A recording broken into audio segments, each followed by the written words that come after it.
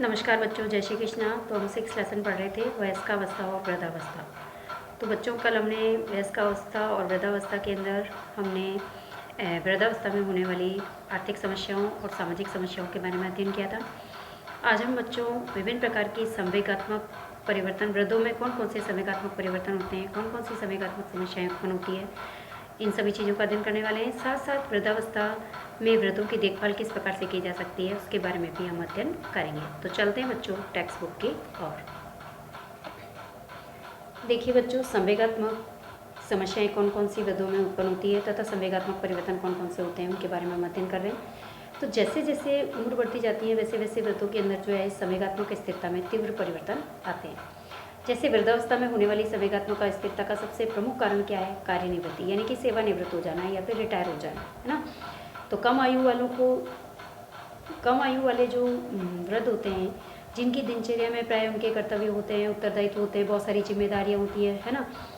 अब उनको पूरी और आधी जो सेवानिवृत्ति होती है या फिर जो रिटायरमेंट होता है वो उनके जीवन का सबसे स्वर्णिम काल लगता है। किनको? वृद्धों को, है ना।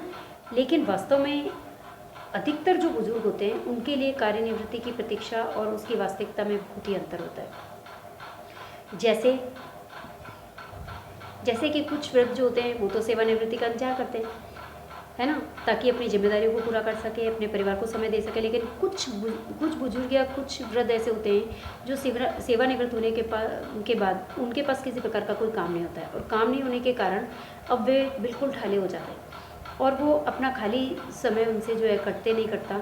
और इस अवकाश के समय में ये अवकाश का समय जितना युवा बच्चों के लिए खतरनाक होता है, ठीक उसी प्रकार से वृद्धों के लिए भी उतना ही ज़्यादा खतरनाक होता है। तो कहने का मतलब ये है कि वृद्धावस्था के अंदर जब व्यक्ति सेवानिवृत्त हो जाता है, रिटायर हो जाता है, तो उसके बाद भी उसको कुछ ना कुछ करते रहना चाहिए, अपने आप को बिजी रखना चाहिए, ताकि उसके सामने विभिन्न प्रकार की खालीपन की समस्याएं ना उत्पन्न हो। अब वृद्ध के लिए उससे भी ज़्यादा खतरनाक होता है, जैसे निष्क्रियता है, जरा है, मृत्यु है, उत्प्रेरक है। तो हम कह सकते हैं इससे व्यक्ति जो होता है खाली जब बैठा रहेगा तो निष्क्रिय हो जाता है ना, और बुजुर्ग होता रहता है ना, और दिन भर जो है चारों तरफ जो है उसे निराशा ही निराशा रहती है, नेगेटिविटी उसके चारों तरफ फैल जाती है। अब कार्यनिवृत्त व्यक्ति जो होता है प्राय अपने परिवार के लोगों से विशेषतया उनकी जो पत्नी होती है उनके साथ वो अनुचित मांगे करता है। कौन? वृद्ध व्यक्ति। अब उससे क्या होता है? पत्नी से तनाव रहता है, वैमनस्य हो जाता है ना, विचारों के मतभेद चलते हुए उनके बच्चों तथा उनके नातों पोतों से भी उनके संबंध बिगड़ जाते हैं। तो कहने का मतलब ये है कि इस प्रकार से वृद्धावस्था में दो प्रकार के वृद्ध हो सकते हैं। एक तो वृद्ध ऐसे होते हैं जो कि सेवानिवृत्ति का या फिर रिटायरमेंट का इंतजार करते हैं कि जो उससे धनराशि मिलेगी उससे वो अपनी जिम्मेदारियों को पूरा करेंगे और उसको अपना जीवन का स्वर्णिम काल समझते हैं। लेकिन कुछ बुजुर्ग ऐसे होते हैं जिनके पास सेवानिवृत्ति के बाद कोई कार्य नहीं होता, जिसके कारण वो ठाले बैठे रहते हैं, खाली बैठे रहते हैं, और इस खाली समय के अंदर उनमें जो है निष्क्रियता आ जाती है ना, और नकारात्मकता आती है, निष्क्रिय हो जाते हैं, नकारात्मक हो जाते हैं, है ना। और इसके साथ साथ उनका जो है अपनी पत्नी से, अपने बच्चों से, नाती पोतों से, सबसे उनके संबंध बिगड़ते जाते हैं। विभिन्न प्रकार के तनाव और वैमनस्य भी उत्पन्न होते रहते हैं। तो हम कह सकते हैं कि वृद्धावस्था के अंदर जब व्यक्ति सेवानिवृत्त हो जाता है, रिटायर हो जाता है, तो उसके अंदर कई प्रकार के संवेगात्मक परिवर्तन और संवेगात्मक समस्याओं का हमें सामना करना पड़ता है। अब क्या होता है कि वृद्धावस्था के अंदर जैसे ही व्यक्ति सेवानिवृत्त हो जाता है या फिर रिटायर हो जाता है, अब रिटायर होने पर जो उनको धनराशि प्राप्त होती है वो धनराशि जब उनके शेष भविष्य के लिए या शेष जीवन के लिए पर्याप्त नहीं होती है, तो उन्हें जो है अपने भविष्य के लिए भय लगने लगता है ना। अब भय लगने लगता है तो इस स्थिति के अंदर वो पूर्ण रूप से अपने बच्चों पर आश्रित हो जाते हैं, और बच्चों पर आश्रित होने के कारण वो अपनी इच्छाओं को अंदर के अंदर दबाने लग जाते हैं, अपने विचारों को जो है किसी के साथ शेयर नहीं कर पाते हैं, है ना, और उन्हें कई प्रकार की समस्याओं का जो है वो सामना करना पड़ता है। बच्चों के ऊपर आश्रित रह करके उस स्थिति में समायोजन करना पड़ता है, तथा यह स्थिति उनके लिए एक लज्जापूर्ण और दुखदायी होती है। बिल्कुल सही है कि इस स्थिति के अंदर वो अपने आप को जो है वो लज्जित समझते हैं, या फिर उन्हें एक बच्चों पर पूर्ण रूप से आश्रित हो जाते हैं। इसके साथ साथ ये स्थिति जो होती है वृद्धों के लिए सबसे ज़्यादा लज्जापूर्ण होती है, शर्मनाक होती है और दुखदायी भी होती है। तो हम कह सकते हैं कि रिटायरमेंट के बाद भी यदि पैसा उनके शेष जीवन के लिए पर्याप्त नहीं रहता है, उनके पास धनराशि अगर शेष वर्षों के लिए, शेष जीवन के लिए अगर पर्याप्त नहीं है, तो वो पूर्ण रूप से अपने बच्चों पर निर्भर हो जाते हैं और ये स्थिति उनके लिए बड़ी लज्जापूर्ण और दुखदायी होती है। अब क्या होता है कि जो व्रत होते हैं वो सेवानिवृत्ति के बाद अपने बच्चों का विवाह करते हैं, फिर उनका घर बसाते हैं तथा उन बच्चों को नौकरी के लिए बाहर भी भेजना पड़ता है उनको।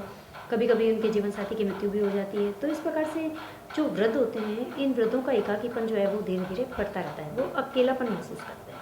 इसके साथ साथ कार्यनिवृत्ति है, उनके पारिवारिक मित्र हैं, उनके जीवन साथी है, इन सभी के अभाव के कारण भी उनका एकाकीपन बढ़ जाता है। आर्थिक तंगी का भी उन्हें जो है सामना करना पड़ता है। इसके साथ साथ पारिवारिक सदस्यों के साथ उनके मतभेद बढ़ जाते हैं, जिससे उनका स्वास्थ्य और ज़्यादा संकुचित होता जाता है, वो कमज़ोर होते जाते हैं, है ना। उनका सामाजिक दायरा और ज़्यादा बढ़ता जाता है। तो ये सभी कारक होते हैं जो कि वृद्धों को उदासीन करते हैं, है ना। इन सभी कारकों के कारण वृद्ध जो होते हैं वो उदासीन होते जाते हैं। अब इस समय क्या होता है, वृद्ध जो होते हैं वो संसार से विमुख हो जाते हैं और अपनी कल्पना की सृष्टि में ही जो है वो जमे रहते हैं, है ना। अब उनमें से कई प्रतिभागी लक्षण जो होते हैं, जैसे नकारात्मक वृत्तियाँ उनमें जो है जागती है, जी मचलना है ना।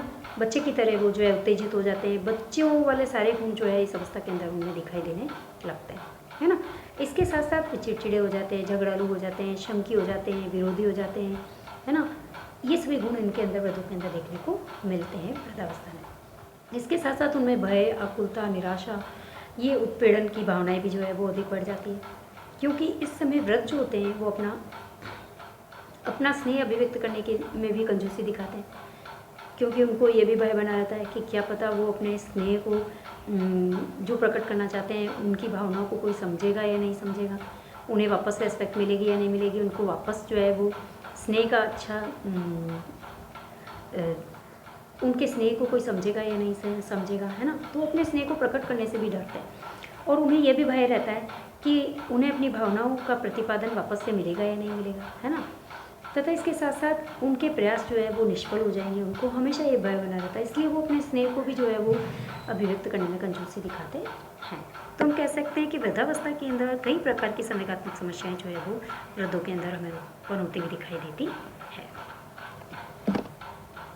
अब देखिए बच्चों, संवेगात्मक स्थिरता के लिए वृद्धों को चाहिए कि वे किसी भी प्रकार के रुचिपूर्ण कार्य के अंदर स्वयं को लगाए रखें, स्वयं को बिजी रखें, है ना। और इसके साथ साथ उनको अपने बच्चों की भावनाओं को समझना चाहिए, उनकी आवश्यकताओं को समझना चाहिए, उनके साथ जो है वो तालमेल बिठा करके, सामंजस्य बिठा करके उनको चलना चाहिए।